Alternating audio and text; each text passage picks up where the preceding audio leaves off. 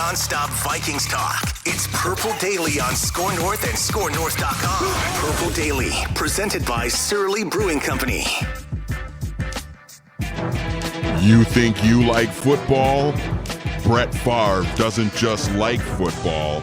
He loves football. All right, here we go. They're going to jump right here. You know they're going to jump. Everybody hold your water. Green right, slot. 98 handoff slot on 3. Ready? Balls, balls, balls. Balls, balls, balls. Balls. Green 18. Green 18. 10. Hey. Football! Football! Yeah! Football! Gotta eat. That clip never ceases to make me laugh. Just Brett Favre yelling balls. Is there a more football clip than just Brett Favre just calling out a snap count? That might be the most football clip that we have, just because you can feel the intensity as he approaches the line of scrimmage. Hold your water, boys. Hold your water. Hold your water. Balls. Balls. All right, this is Purple Daily Vikings entertainment. We just want the Vikings to win a Super Bowl before we die, and we reject 500 football. Okay, they might have to play some 500 football this year, just based on the way that they're kind of running it back, but we'll see. We'll see what the new coaching staff can do. The show is presented by Surly Brewing Company and also by TCL, one of the world's best-selling consumer electronics brands. They have a new lineup of award-winning TVs delivering the most entertainment with stunning resolution, all at an affordable cost. Enjoy more of the things you love with TCL. And gentlemen, the NFL owners' meetings are taking place in Florida right now. Football. That's right. Where all the owners and the coaches and people in front offices put on their little flower-patterned shirts. They go golfing. They drink cocktails. They have breakfast, hangover breakfast with reporters. Judd's been at that table a few times back in the day. Yes, I have. Yes. Who were the coaches that you had breakfast with? Brad Childress? Yeah, Childress in Florida, and then actually Les Frazier. It was the last one I covered was the owners' meetings in New Orleans before they drafted Christian Ponder. Okay. And Les Frazier was trying to get, and eventually got, much to his chagrin, Donovan McNabb as his quarterback. He got all of Donovan McNabb and all of Donovan's Burger King. We're coming. Fast food spots. Kentucky Fried Chicken. We're coming. Denny's. So this is every single. I guess it would be the Tuesday morning of the owners' meetings week. All the different coaches sit down for breakfast, and it's just all on the record. It's the coaches' breakfast. It's a time to sit down and ask questions to Kevin O'Connell, and so we've got a list of like 8 or 9 things here that we'll kind of just go through thing by thing. Some really interesting things that Kevin O'Connell was asked and his answers here. Before we dive into this, though, what is the most interesting thing Brad Childress ever said at the breakfast back in the day? Besides, criticize your head. Did he ever like spill any news? Did he take shots at anybody? Let's see. That was after the NFC. I think we asked a ton of questions about Favre's return, which clearly didn't come until the next training camp. Yeah. But I think Favre, and if Favre was going to come back, and I think if I'm not mistaken, around that time, Favre had put out the pictures of how abused he had been in the Saints game. So I think the majority of questions at that one were about Brett. Yeah. His battered ankle. Just swollen. His leg was like, it looked like a piece of meat, right? Like it was disgusting. It was bad. So let's go through some of the topics that Kevin O'Connell dove into today and answered questions about starting. And these recaps are coming from beat writers Ben Gessling from the Star Tribune and Chad Graff from The Athletic. So this one's from Ben. One takeaway from Kevin O'Connell's media session at the NFL meetings, he's really excited about the Danielle Hunter-Za'Darius Smith combo and how the Vikings can move them around to create favorable matchups. Quote, "That's why we've got Mike Pettin, Mike Smith, and Chris Rumpf. These guys have been in places where we don't have to just always line up with our hand in the ground at the defensive end spots, rushing the passer on a straight line. That's where scheme comes into play. We can move those guys. They are movable pieces, both Danielle and Za'Darius." That is football porn to my ears, boys. Moving those two elite, when healthy, chess pieces around, little 3-4, hand in the dirt. Maybe not. I don't know. Danielle, I want you to go right while Za'Darius goes left, and then we're gonna run a stunt, And when we run that stunt, I want you to cut towards the A gap. Yeah. You The put A that hand gap. in the ground, baby. You get ready to rock. That's I right. am. Oh my God! If they do, like we've talked about that, and in Zimmer's defense, a little bit. I want to say Danielle did move around a little bit last season before he got hurt. Not maybe a ton, but he did. But yeah, the ability to be, dare I say it, multiple on defense. Multiple. Football. If you can be multiple, because the 3-4 can morph into a 4-3, can morph into. I mean, there's so many things that you can potentially do here. Could be a 2-5, could be a 5-2.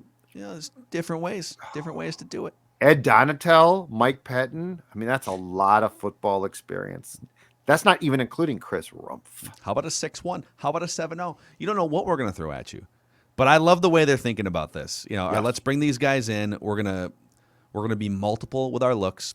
Obviously, you have to cross your fingers on health, but I think all of us have to be pleasantly surprised that as we sit here on March 29th, Danielle Hunter's situation is at least cleared up for another year. Sounds like he's in. I mean, him and Za'Darius have already been talking, and he got the signing bonus. It doesn't sound. I mean, he's in. I shouldn't say it. There's no ambiguity. Like he's in. got his money. Yep.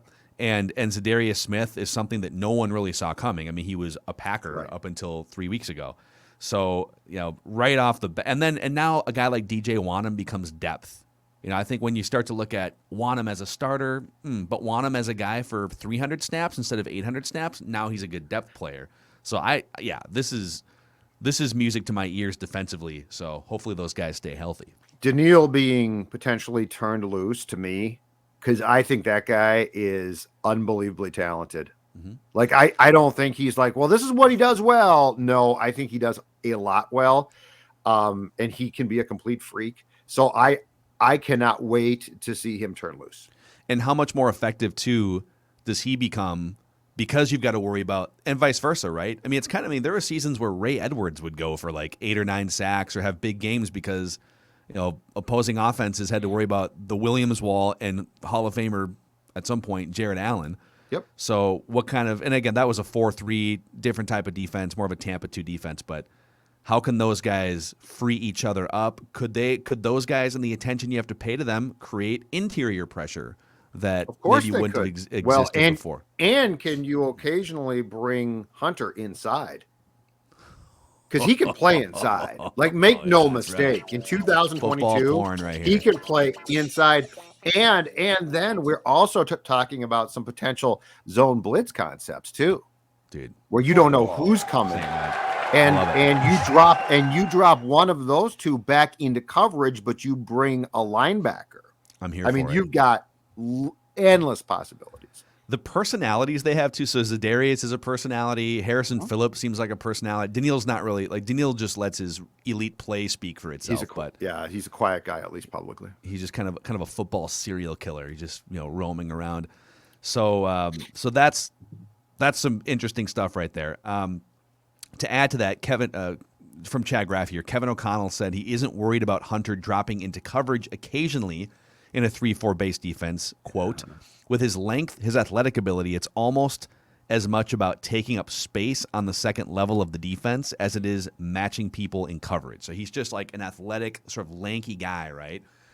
Now, for a while, I always thought, he's one of the best edge rushers in the NFL. Why would you want to waste any snaps on anything other than him just getting after the quarterback? Why would you, even for 5 snaps, drop him back into coverage?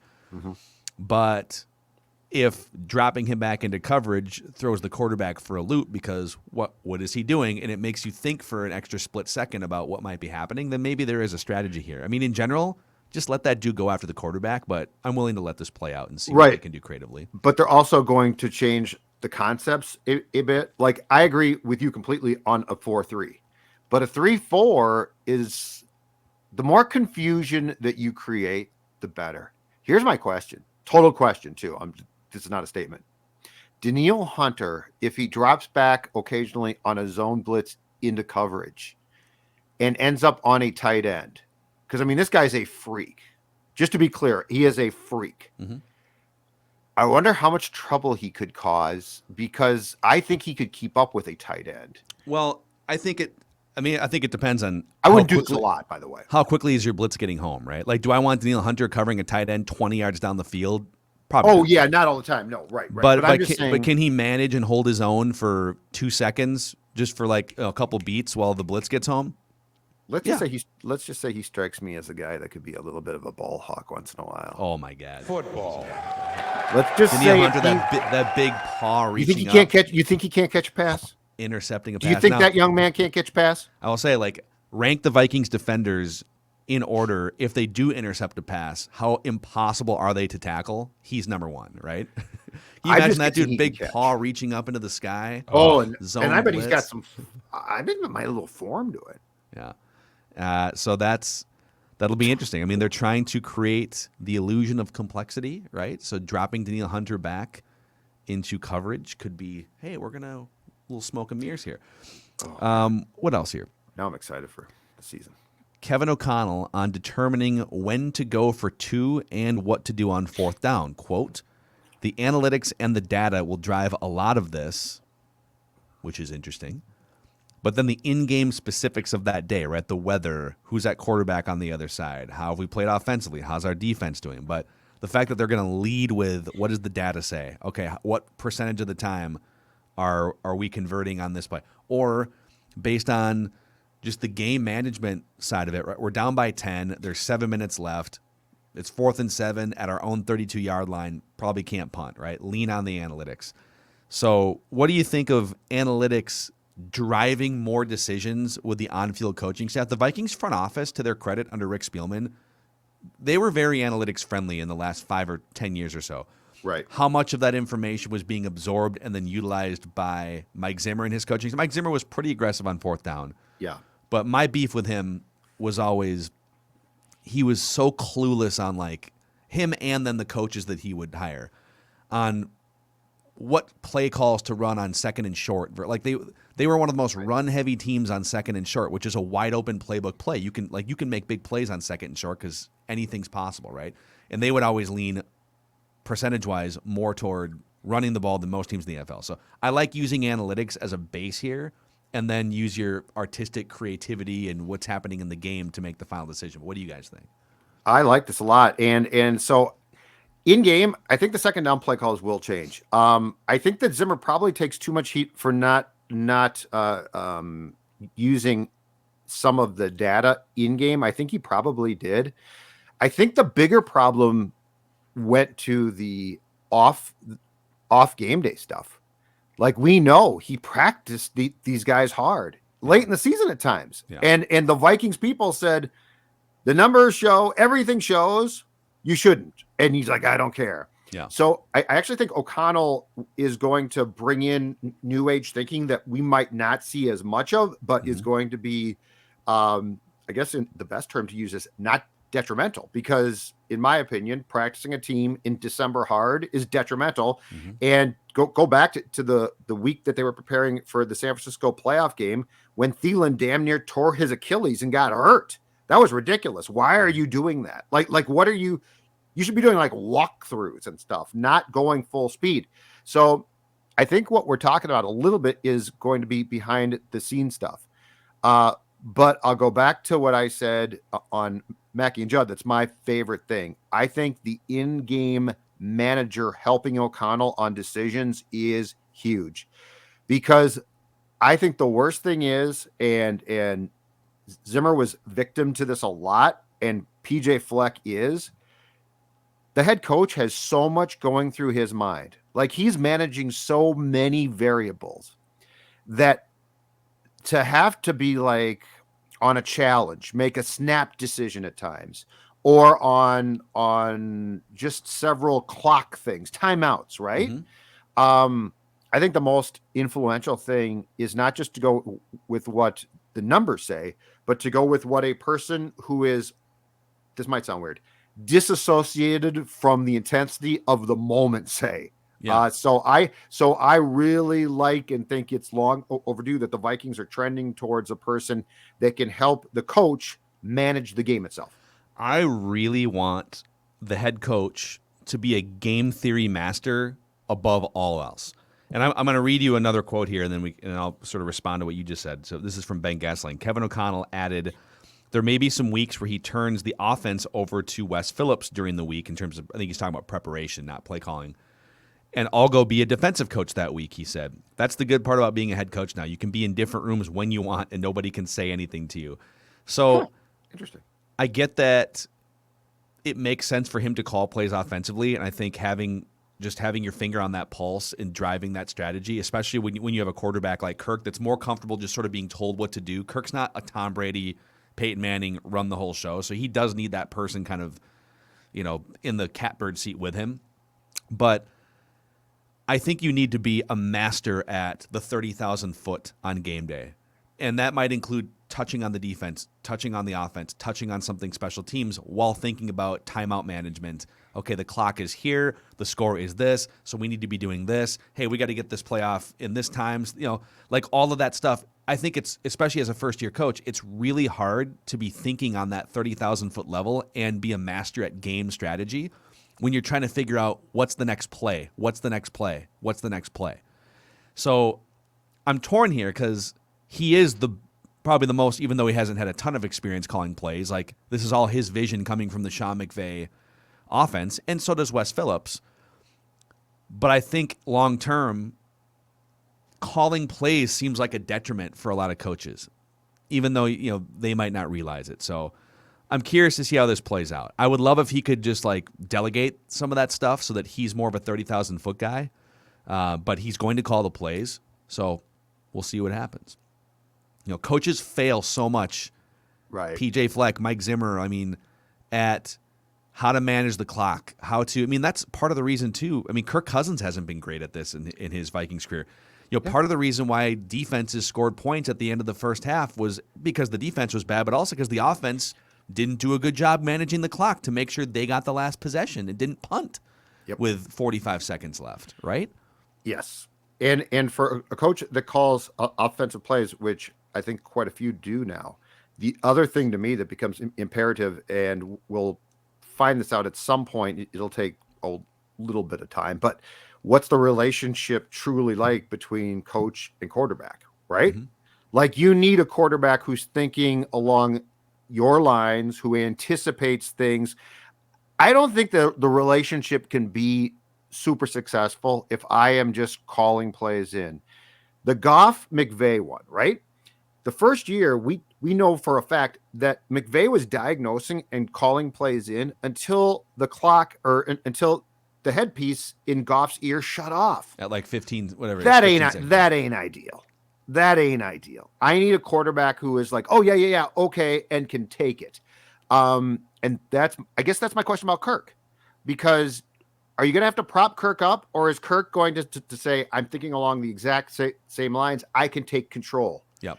If you got that, it's huge. If you don't, I think it becomes difficult. And the good news there is Kirk and Kevin O'Connell have probably already talked. I'm not reporting this. I'm saying they've probably already talked more in the last 2 months than Zimmer and Kirk talked in the last 2 years, right? Yep. So they're going to have a better feel for each other just times 100 going into the regular season than Mike Zimmer and Kirk Cousins ever did. Well, Mike Zimmer and Kirk Cousins had a good feel for each other.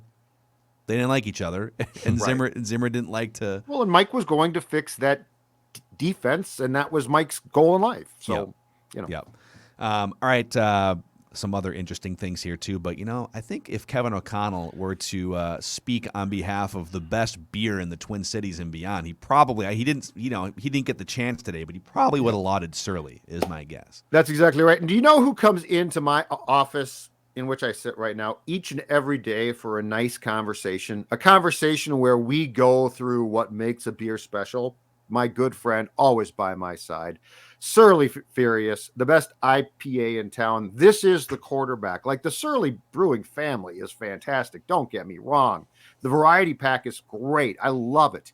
But if there's a quarterback, let's call a spade a spade. It is the Furious IPA. Surly, whenever you need that thirst-quenching, delicious beer that is never going to let you down as your number one draft choice, it's Surly. Also, if you're a business owner out there talking about not wanting to get let down, that's where Federated comes in. Federated has over 100 years of experience in helping to maximize businesses, just like a great offensive line would for your offense and for your quarterback. And they're not just doling out policies, just left and right. They are specializing in specific core industries that they know and understand. And they put their own employees through months of training so that they can know those subject matters and industries front and back to help your business. Federatedinsurance.com.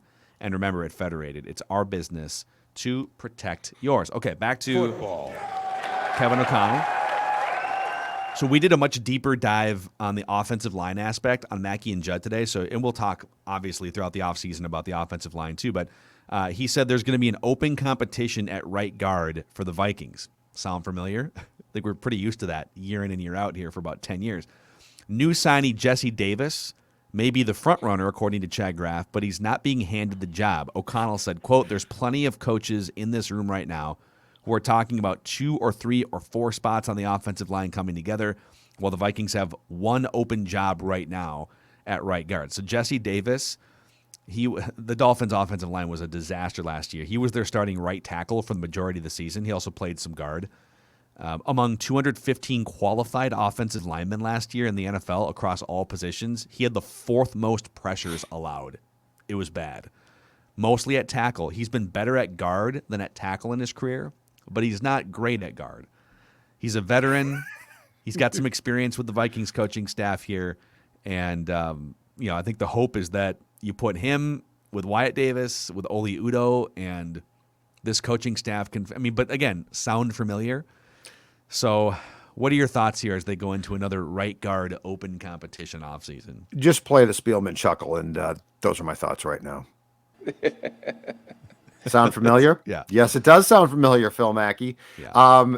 I guess the second thing that I would say to piggyback off what O'Connell said about right guard is I'm not so sure that the center position is as set as they think. Like, we'll see, but they could still sign. Here's my J.C. Treader. J.C. Treader. J.C. Treader. Hold on a second. Let's ring the Surly bell. J.C. Treader.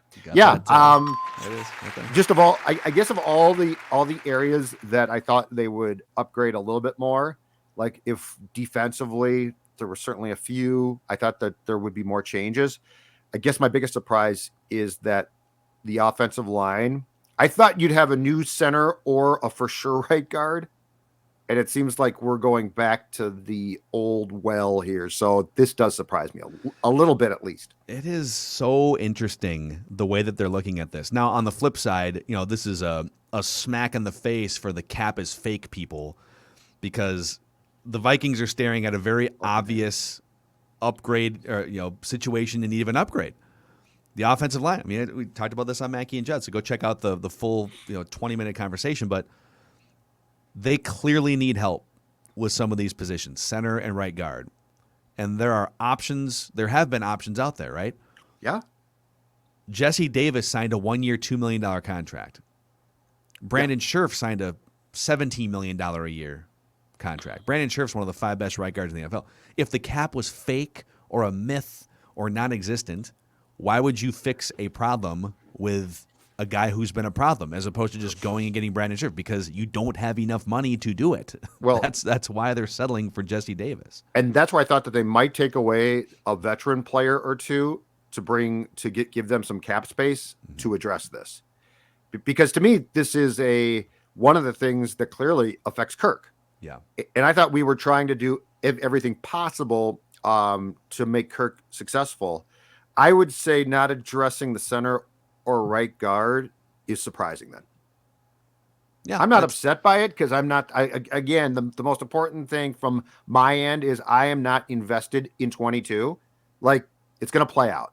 But if you are trying to win, and it's very clear to me that they are, I thought that you would take away from another veteran or two from the cap to go and if not Scherf, to at least upgrade substantially. I'm sorry, Jesse Davis, not a substantial upgrade. Yep. So we'll see. He's a veteran. He's been around, and like I said, he's better according to Pro Football Focus at right guard. He's played everywhere but center basically in the NFL. So like if he winds up being a backup, he can play any position. So you do need guys like that on the team. But when I say that he's been better at right guard, according to Pro Football Focus, he's still not good. He's been better than Oli Udoh, which it's a step. All right, it's a step. Yeah. So Chad Graff adds here, here's what Kevin O'Connell said when asked about the lack of changes from a Vikings roster that missed the playoffs the last 2 seasons. Quote, although sometimes things may not jump out as changing the roster, we've made some additions, and I think they will have a big-time impact. The follow-up here was, hey, the view is that the offseason hasn't changed a whole lot. This team hasn't made the playoffs in 2 years. I'll even add they haven't been above 500 in 800 days. And Kevin O'Connell said, quote, I don't really look at it like that, to be honest with you. So I think he sees a lot of opportunity. I think he probably sees, candidly, he's not going to go on the record and say this, the things that Mike Zimmer was doing poorly as a communicator and the things that he was lacking as an offensive guy, and says, let's make some changes, do what we can, and it'll be on me and my coaching staff to maximize this thing even more. So, we'll see. That's got to be it, right? And to a certain degree, I can see that. I think it's a lot to count on. I think it's a lot to, and this also goes back to why I thought that you would substantially try and upgrade at guard or center to maximize the quarterback's capabilities. I don't know that coaching can fix the quarterback completely, but yeah, I don't know. What are the things that coaching can not most definitely fix, but like, what are the things that you're most optimistic that coaching can fix? Well, the offense needs to be, and can be, no questions asked, more dynamic consistently. The scripted plays should be the entire game. There are going to be series that don't work. I totally get that. But those scripted plays shouldn't just end after 15 or 12 and You're then saying be like script more plays, or No. I'm saying the success that they had on scripted plays in 2021 should translate to consistent success that doesn't have to be scripted. Yeah. That offense was not well run. That offense had dynamic players, but it was poorly run. Yep. The defense got stale. I don't understand, and to me it became a mystery. How could you be so bad against the run with that much beef? Like, you had 2 defensive tackles, huge beef up there, and they didn't suck. I mean, those guys weren't terrible players, and you got gashed and you got gouged, and it was embarrassing at times. So I think that there are fixes that can be made. Now, can you turn it into a team that can make a playoff run? In my opinion, probably not. Yeah, I think the Vikings were 14th in points per game last year. Let that sink in for a second. Look at some of the individual numbers didn't for Kirk, for Justin Jefferson, Dalvin Cook, when he was healthy, it didn't equate to team success and points.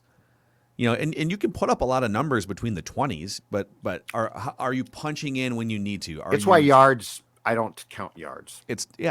I mean, they were, at the end of the day, you need to score points. That is your goal offensively. And they were 14th in the NFL in points per game. And I think that should jump with better coaching. Maybe coaching can squeeze more out of Garrett Bradbury. This is all wishful thinking, but they need to be a top 10 scoring offense. They've got enough weapons, and Kirk Cousins is good enough. They should be a top 10 scoring offense. I'll give you a poster child game that is talked about a lot, but in my opinion, it's talked about in the wrong context. The Cardinals' loss, which is, if Joseph makes that kick, that game never should have been that close.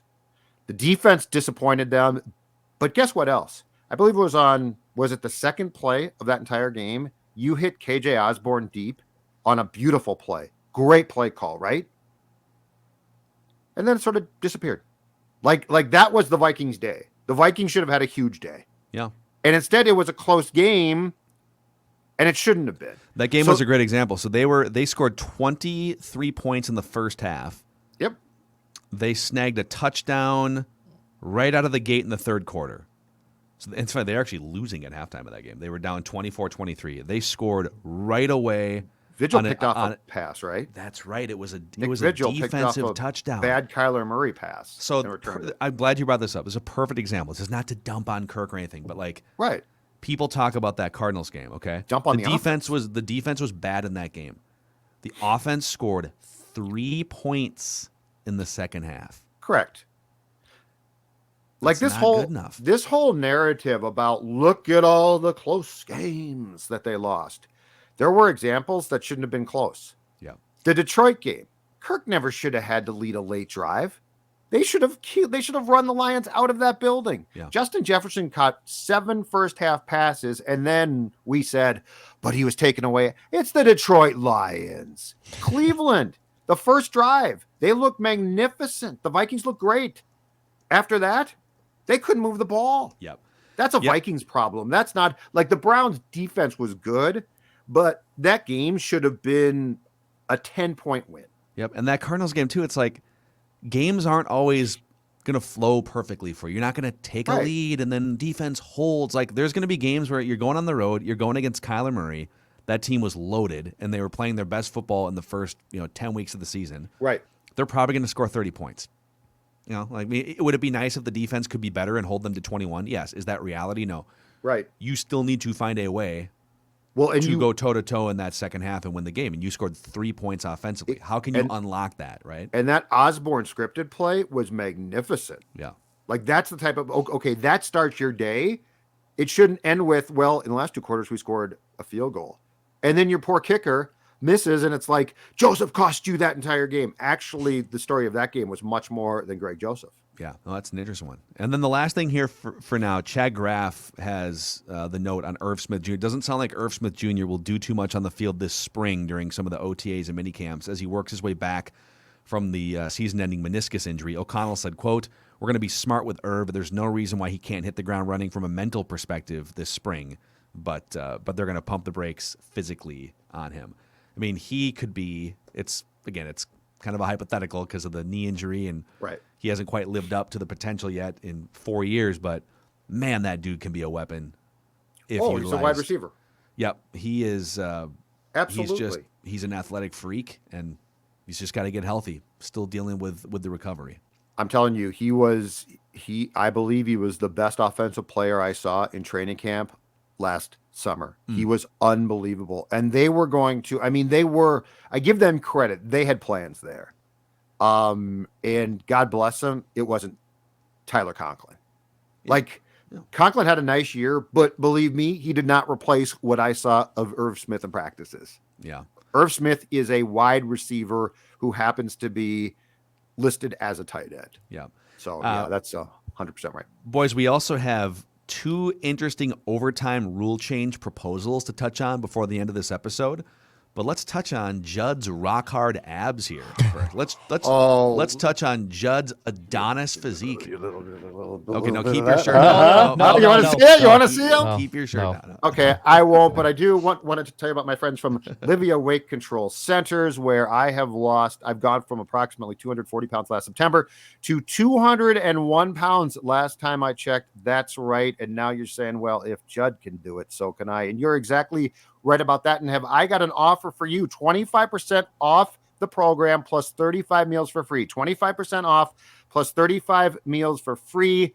Livia.com, 855-GO-LIVEA. And now if you're outside the state and watching this show, and we appreciate that greatly, and you're saying, but Judd, they're only in your home state, only in Minnesota. What can I do? I'm going to tell you right now, virtual option exists. That's right. So you can meet with your nutritionist once a week virtually. You can have the snacks and food sent to you. And again, 35 meals for free, 855-GO-LIVEA, Livia.com, 25% off. Ladies and gentlemen, lose the weight for summer, feel great, your clothes fit.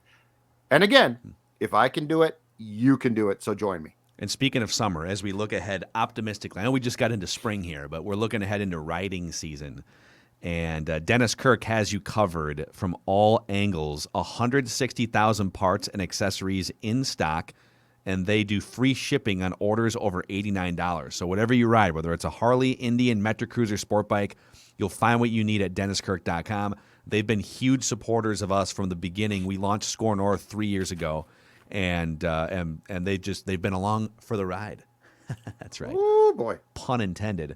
Supporting us. So if you like to ride, you can support them, support us, all in the same. They ship today. Ride more, wait less. DennisKirk.com. So a couple things Vikings. So they did sign and re-sign a couple depth cornerbacks yesterday. So Ty Smith is coming back, and Nate Hairston is being signed. So Nate Hairston's just kind of a backup swing guy. He's a cornerback who can also dabble in some safety. Special teams guy for sure, yeah. Little special teams. And he's been with Denver the last season and a half or so with Ed Donatel. So just a familiar depth guy at cornerback. My if you guys guess- have any takes on Nate Hairston? My guess is he might be. My guess is there's a good chance that he will be Chris Boyd's replacement, somebody like that, right? Okay, Declan, what do you think about Nate Hairston? Oh yeah, just great depth. Great locker room guy. Guy who's gonna be a great addition. I on heard and he's off kind the of a locker field. room cancer. I don't know. It's Oh more really? of a baseball name. That's what I Nate think. Hairston. Jerry. I think Remember Nathan Hairston. Jerry Hairston. Jerry Hairston. Yeah, I think Hairston's more of a baseball name. But He bats eighth and plays left field. Like that very much. well, he can feels like a play. baseball He can player. play some shortstop and a pinch as well, Dex. And don't forget a little third base as well. He can dabble. So, okay, overtime rule changes real quick. There's a lot of momentum for changing the NFL overtime rules, according to ESPN.com. Competition Committee Chairman Rich McKay said Friday, but it's unclear whether enough owners will agree on a specific proposal when they gather this week in Palm Beach. So, here are the two proposals. The Colts and the Eagles have proposed making it mandatory for each team to have an overtime possession before then moving to sudden death. So, if you score a touchdown, it doesn't end the game. The other team would get the ball, and then you would go into sudden death after that. The Titans, meanwhile, proposed a tweak that would implement mandatory possession for each team unless the team that has the first possession scores a touchdown and converts a successful 2-point attempt. You need 24 votes to change the rule. So would you guys keep overtime the way that it is? Would you mandate a possession for each team, then sudden death if they're still tied? Or would you go with this third proposal, which is you can win the game if you score a touchdown and go for 2 and convert it? I feel like we've gotten to the point where whatever they go to, there's always going to be a complaint if it doesn't work out perfectly. Yeah. I would leave it. I like the fact that you can't just drive down now and kick a field goal and win. But I feel like now if it's like, because this is driven by the Buffalo Kansas City game, right? Playoff game, which was a magnificent game. And I know that there was momentum to say, how can we keep this classic going and blah, blah, blah. I think it's fine right now because I think you're always going to have complaints. We have breaking news. The Vikings just made a big trade. Oh, did they Tom they Pelissero. change overtime? They changed it? Oh, hilarious. From Tom Pelissero, NFL owners approved a modified overtime rule for postseason only. Okay, this is how they did it. This is What also, timing? I believe, what they did in 2010. I think this started with the playoffs the next year and then got Okay. implemented. Ensuring Amazing both timing. teams get a possession per source. Thank So you, Tommy. postseason only, both teams will get a possession. Okay, but all right. But they'll then adopt. But then, so I think with the way that this goes, 2023, it'll probably go into the regular season. So what I would I thought have it was liked to have fine. seen was not even one of those 3 options. I can't remember who floated this, but somebody floated the idea of leaving everything the same, Yeah. but knowing before the game who gets the ball first in overtime. So if you stick with me here, Dex. So Okay. Bills and Chiefs are playing a football game, right? Mm-hmm. Before the game, and I don't remember who scored last, but let's say Bills Chiefs, and before the game, you know that the Chiefs get the ball to start overtime if there isn't overtime, and you're Buffalo and you're driving, you're down by a touchdown at the end of regulation, and you score, and now you're down by 1. Oh, interesting. You are more likely now to go for 2 to end the game on the spot because you know that Kansas City gets the ball to start overtime. Who said this? I can't remember. That's actually, you know what?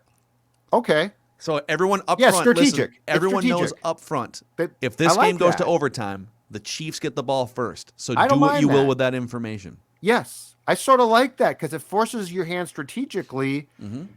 So you can tie the game. Go ahead and tie the yeah. game with that field goal. But if you tie the So- game, I got a question though. Why are we sweating? And I get it, but why are we continuing to sweat OT when there has been now, and I don't think it's being discussed this time around, but there has been for like 2 years a great idea to replace the onside kick and we don't adopt it. That's another one The too. 4th yeah. and 15 Yeah, the thing. onside kick is. But I mean, dumb. that's like slam dunk, more exciting. I It agree. gives you a chance. Like, why are we not addressing that one? No, it makes it more fun too, right? It's kind of like Yes. I mean, think about the NBA and how much more fun it is. That But the onside kick is dead, and I get why. So, like, why wouldn't you adopt this? It's perfect. Yeah, I mean, the NBA, you score a bucket, and now you're whatever. You're the other team's down by 2 with a second and a half. You call timeout, and you get to advance the ball. It makes it more fun. Well, it's not fair. Who cares? It's more fun. Right. A 4th and 15 would make it much more fun, even if the odds are the same as recovering an onside kick. You know, you could find that sort of that point. Maybe it's 4th and 18. Okay. It would just make it more fun, right? Oh, a ball is in the air. Oh my God, what's going to happen? But the onside kick is essentially dead because it's considered too dangerous. Yeah. Okay, so let's find something that's not considered as dangerous to make the game, because the old onside kick was great fun. Yeah. It's just the guys got their heads knocked off. Yep. So, all right, well, there you go. Okay. New overtime rules in the postseason only. Both I'm teams are telling you, guaranteed yeah. a possession. I'm just curious if the coaches were allowed in this time, or once again drunk on a golf course in Palm Beach, Florida, while the owners with their cigars passed this rule. And a huge credit to the NFL for now creating a week's worth of talking points in the middle of their offseason, a month before their draft. Yeah. Well, Baseball Major League regular Baseball season starts up. April 7th. Baseball wants to say hi. It is more interesting to talk about a slight tweak of the NFL overtime rules than baseball opening day in 2022. But Purple Daily ain't complaining. nope. All right, that's a wrap on today's episode of Purple Daily. Write that down, predictions where we admit that we were wrong. Tomorrow, see you guys. Purple Daily, daily Vikings entertainment.